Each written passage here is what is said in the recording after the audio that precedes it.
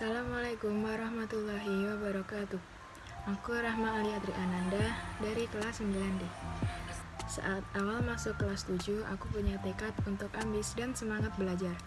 Aku harus bisa lebih baik dari teman-temanku yang lain. Saat itu diadakan ulangan bersama dan dilaksanakan setiap seminggu sekali. Hasil pertama yang aku dapatkan memang tidak buruk, namun aku tetap kecewa dengan diriku sendiri. Stop, itu bukan awal yang buruk. Hari demi hari telah aku lalui dengan canda tawa bersama teman-teman, belajar bersama, bertukar pikiran, dan yang lainnya. Tibalah aku di kelas 8. Kata orang-orang sih, kelas 8 adalah puncak kenakalan saat masa SMP. Aku sendiri tidak menyalahkan opini itu karena memang benar adanya. Saat itu, aku tetap memiliki tekad untuk terus belajar, karena materi yang semakin sulit dan aku tidak boleh ketinggalan materi itu. Pokoknya, aku harus berusaha agar bisa lebih baik dari teman-temanku.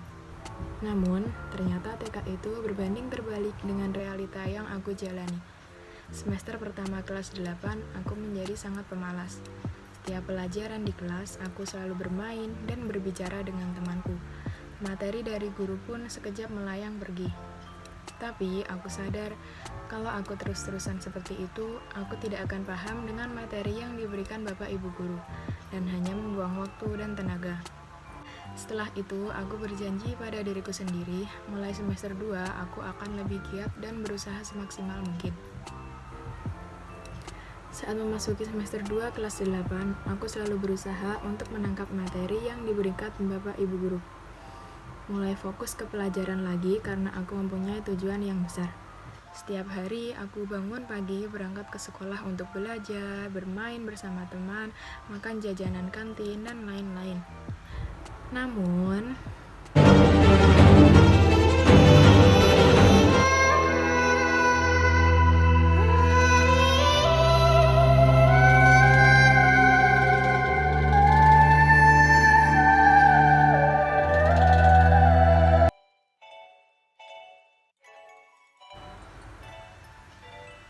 COVID-19 telah masuk di negara kita, terhitung sejak awal Maret 2020 sampai saat ini. Waktu itu, ada pengumuman siswa diliburkan 2 minggu. Yes, libur 2 minggu, kataku saat itu. Aku senang bisa sekolah di rumah, karena aku tidak harus berangkat ke sekolah. Selain itu, aku juga bisa sekolah sambil tiduran, makan, minum, melakukan hal lain di rumah, bisa santai, terus juga jadi belajar banyak tentang teknologi. Pokoknya enak banget sekolah daring. Ternyata hal itu tidak berlangsung lama, karena aku tidak paham sama sekali dengan materi sekolah. Saat ada tugas, aku juga sering bertanya kepada teman. Aku jadi tambah malas belajar dan nggak berusaha sama sekali. Sampai pada akhirnya aku naik ke kelas 9. Dan ternyata sekolah masih libur dan akan diadakan ASPD untuk nilai masuk SMA atau SMK. Aku mulai belajar giat lagi dan mengejar materi dari awal. Aku hanya belajar secara mandiri dan dibantu dengan kakak dan temanku. Waktu itu aku khawatir karena teman-temanku kok pada bisa sih ngerjain soal, padahal itu menurutku susah. Dari situ aku langsung cari guru les privat untuk menambah pemahamanku. Aku ngejar materi kelas 9 dan mengulang materi dari kelas 7 dalam satu semester. Aku mulai meringkas materi untuk aku hafalin, aku juga berusaha cari soal-soal tryout, terus juga minjem buku kakak kelas untuk belajar. Karena aku punya target yang besar saat lulus nanti. Aku lebih fokus ke 4 mata pelajaran yang diujikan saat SPD, tapi juga tetap harus paham pelajaran yang lain. Mau nggak mau, aku harus bekerja lebih keras dibandingkan yang dulu-dulu. Saat semester 2 kelas 9, mulai disibukkan dengan tryout menjelang ASPD. Walaupun cuma tryout, tapi ini juga bisa untuk tambahan materi untuk aku.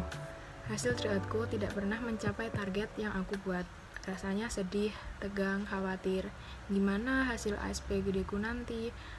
Aku terus berusaha baca materi, latihan soal, belajar bareng teman, diskusi sama teman, sampai pada akhirnya hari ASPD telah tiba.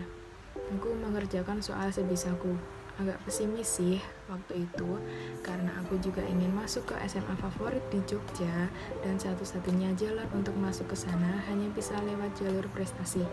Otomatis nilaiku juga harus tinggi. Selesai SPD, aku deg-degan gimana nanti hasilnya. Saat hari pengumuman, aku deg-degan kalau dapat nilai yang rendah. Dan akhirnya aku tahu juga hasil SPD ku. Pertama tahu itu, dikasih tahu teman, rasanya campur aduk, sedih iya, seneng iya, kecewa iya, lega iya, nangis juga iya.